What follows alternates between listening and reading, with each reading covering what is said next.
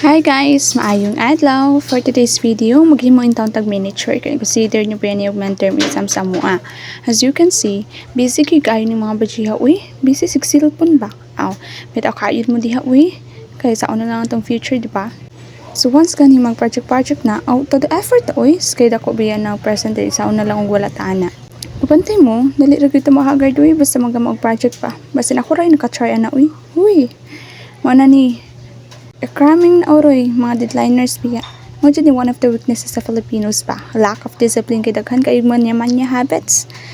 Maunang we do procrastination. Magdali-dali gyud kaya iya man sad ta. Aw. Mauni resulta dili kay pleasing to the eyes sa mga project kay dali-dali man paghimo good.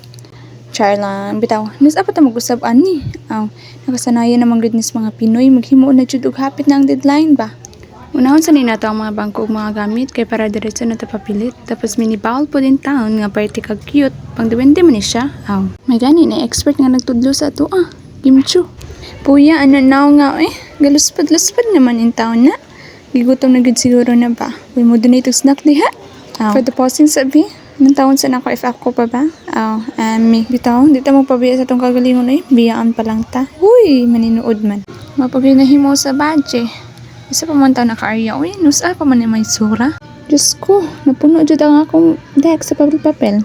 Nga nakagubot once mag-serious na taga mag project. Time check daw, B. Tanawa ra. Naabot na alas 12. Pati plano mo pahuway. Pangutan na, pahuway pa ba di ay?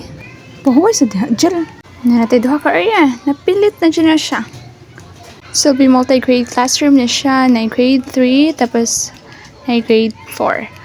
And then group discussion. Ang kilay daw, be.